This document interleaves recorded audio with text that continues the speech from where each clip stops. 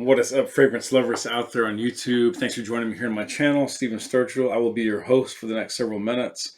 Today, guys, we're looking at something that I've been wanting to get my nose on for quite a while. So I finally pulled the trigger and bought Atkinson's London Oud Save the King, indeed. Eau de Parfum. Vaporisateur. Natural spray, 100 mils, 3.3 fluid ounces. This is an Eau de Parfum. Okay, enough of the fake accent. This slides out, guys, and the flacon, which is absolutely stunningly beautiful. Heavy, feels metallic or ceramic, I'm not sure which. Bottle at the bottom says made in Italy. Let's see if it can trick the camera to focusing that closely. Turn it upside down. No, there it is. Ooh, almost had it.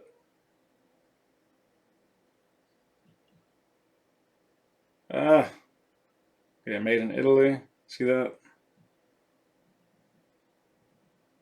Morris Parma.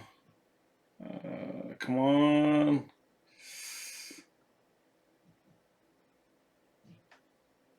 Anyways, I don't want to spend all day doing that. So, yeah, the flacon just rests inside there. And this would slide in from the top as so. Gorgeous, gorgeous presentation. Gorgeous shiny gold box. I've been hearing about this house for a while and thought, well, why not kick off my oud collection than to get something like this? Now, retail on this, I believe, is pretty steep. I think around 200 or so for the 100 mils, 3.3 or 3.4 ounce. But if you go to your online discounters, you can get this puppy for about 111 all in. And many of them offer free shipping. If you buy about 3 to 4 bottles, you get free shipping. If you buy 2 expensive bottles, you get free shipping. You get the picture. If you buy 1 extraordinarily expensive bottle, you get free shipping. So save yourself some quid. And anyways, what can I say about this, guys? This is a little bit of a divisive perfume. It is an eau de parfum. And whether or not it's worth the money depends on a variety of factors. Quality of the ingredients, quality of the fragrance, what it does as opposed to what it's supposed to do. And if you're an oud lover, does this have enough oud for you? So why don't we delve in and find out if we can answer some of these questions. I can maybe save you some time and a heartache as you go about your shopping. Firstly, the nose on this was Amandine Claire-Marie, who's done some stuff for Angel Schlesser, a little bit of Bottega Veneta. She did Pour Homme Essence Aromatique 2016, which is a gorgeous bottle. Wouldn't mind getting my nose on that. The Angel Schlessers are gorgeous bottles.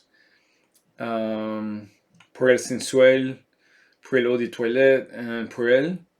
She did some Cerruti 1881 Sport for men, and Chloe, some Chopard. She did the Rose Malaki, David Beckham, Grace, Mitos Hommage à Greta Garbo, Jaguar by Lalique, Jaguar Cristal 1, and Vision for men. She did Javoy Paris, Boise, Chypre, Oriental. Kenneth Cole Black for women, Kenzo Flower, Eau de Lumia, and La Nuit Trésor for Lancôme, several others for there, Santal Cordemon, Marc Jacobs, MDCI, Mugler, Aura and Angel, Eau de Toilette, Oriflame, Midsummer Man, that's a very cool bottle. Also Manful, also a cool bottle for men. Lady Avebury for women, and My Naked Truth. Orn, Maya, and Juan's, Mrochas, Louis Rochas for men. That's a very, very attractive bottle. Roger and Gallet, Salvatore Ferragamo, Emozione Dolce Fiore Eau de Parfum for women. Sicily, Trussardi, gorgeous bottle. So we started the Amber Oud. Ooh, an Oud. Ooh, that's on my radar, baby. What else? Victor and Rolf, Van Cleef and Arpels, and Yves Saint Laurent. I mean, excuse me, Yves Saint Laurent. I always mispronounce his last name. I have no idea why. And she did Splendid Wood. That's a unisex. Also Trench and Splendid Wood. Also, the second Splendid Wood was Le Bestiaire de Parfum. And those are cool bottles, a little bit minimalist and slightly somewhat throwbacks to, I think, 60s design, if I'm not mistaken. Possibly even the 40s or the 50s. At any rate, enough of that. Okay, where did it go? This has a fairly high rating on Fragrantica. And what are the notes? They are gray tea and bergamot, orris root absolute, and suede accords, sandalwood and oud in the base, and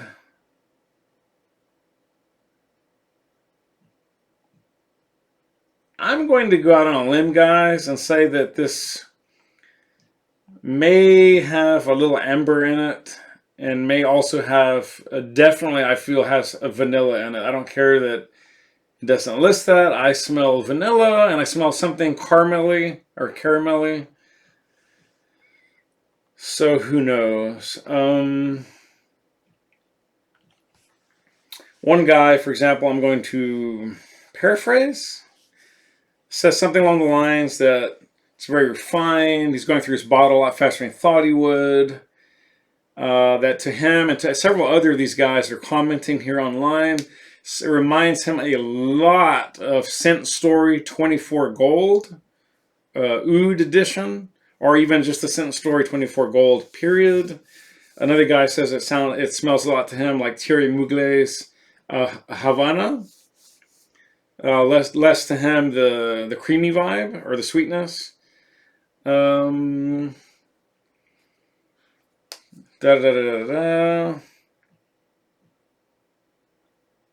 person fell in love with it.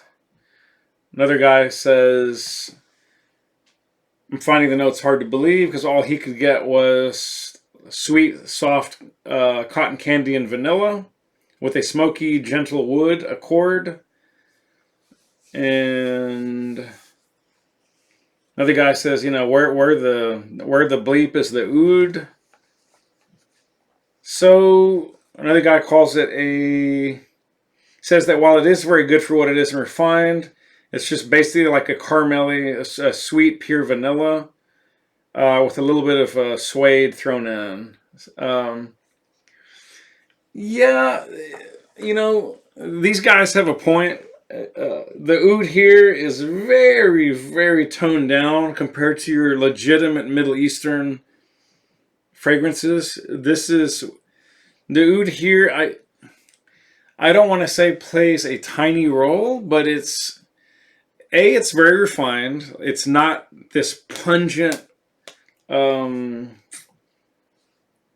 What's that word they keep using online? I don't like saying the word skanky. I don't like that word at all. They keep on. It doesn't have anything remotely skanky about it. It's not animalic. The oud is very, very light and soft and refined. But keep this in mind, guys, along with the massive dose of sandalwood, orris root, the bergamot in here, guys, it's very, very mild. I mean, it's like, to me, it's something that's like so minimal that I can almost not detect it, quite frankly. I think probably it's there, but it's not in a way that you would just notice and smell and say, oh, there's bergamot. I personally am getting a lot of caramelly vanilla and possibly, what's the other one that reminds you of vanilla? Tonka bean. I'm getting something like tonka bean, cotton candy, vanilla, maybe some amber. The leather here, guys, is a very creamy velveteen suede. It's not at all like an old jacket leather. It's not anything like Tuscan leather or La Yuquam. Nothing like any of those pungent, almost animalic, earthy, super strong, pungent leathers.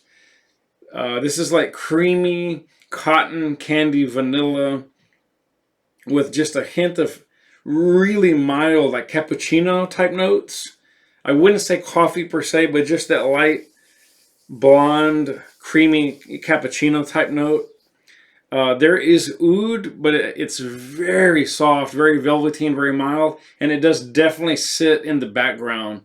The oud is back there, like some Mac Daddy Royal person is just sitting back there on a die, on the throne or whatever. But he's at a distance, and he's surrounded by an entourage and surrounded by guards. And these guards were mainly like vanilla and tonka bean and suede and cotton candy and stuff like that. So this is a very creamy, rich, gourmand type scent. It is quite phenomenal. But to be brutally honest, there's not a whole lot of true world-class heavy hitter oud in here. Again, it's quite minute for what you're paying. And it's very, very soft. And I think maybe they were just so scared of offending people over there in the GB, the Great Britain, the United Kingdom, that maybe they felt like, well, if we really make this dirty, funky, animalic oudie, we're gonna take too much of a hit, and we're not gonna sell that much, and it's gonna backfire, and we're gonna look like laughing stocks. But Atkinson's, if you're listening, don't be afraid to jazz it up, man. I mean, if you're gonna put oud in your fragrance, make that the rock star of your blend. You can still keep it refined and mild-ish, and you can definitely rein that in. But I think you definitely need to make it a little bit more pungent and sexy. That's what people want when we buy oud fragrances. We want to smell the oud. We wouldn't be buying it otherwise, quite frankly. So just encouraging Atkinson. It is a wonderful fragrance. Having said that, wonderfully sophisticated. Everything in here smells natural, real, creamy, beautifully blended. And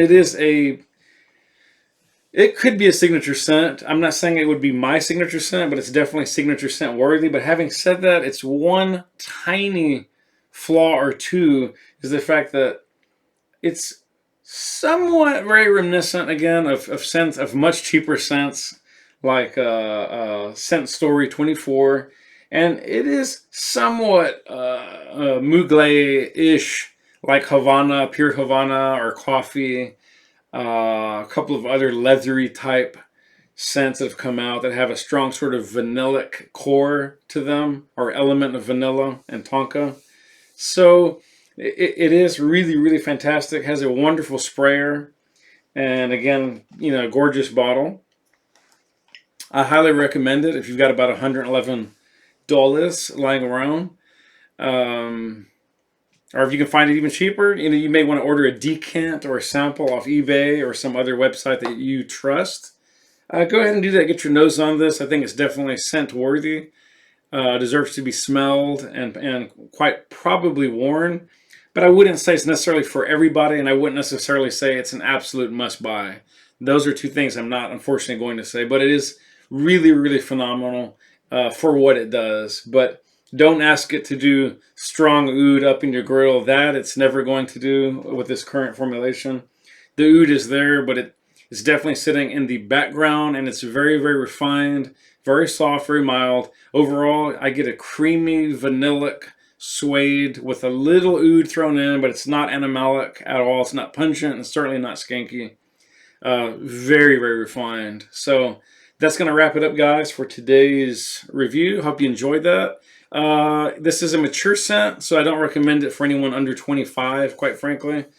Unless you just roll like that, be my guest. But, and of course, there's the price point issue. A lot of our younger people are not going to be able to afford, not easily be able to afford this unless they find it really cheap. Or just save your dollars for a rainy day. What else? Sillage and longevity and projection. were all good, but not great. So this is not a beast mode frag, but people will continue to smell it long after you think you barely do or that you don't. Other people around you definitely will smell it, but this is definitely, it definitely wears closer to the skin, more of a scent bubble. And again, not at all a projection beast. Office safe, date safe, probably date recommended. Just about any function really. So have at it. I will see you guys next time. Thanks for joining me here on my channel. If you like, please subscribe and hit the bell for future updates. You know what I like to say when I end my shows? Spray often, spray well, live life on your terms and not somebody else's. Peace. I'm out of here.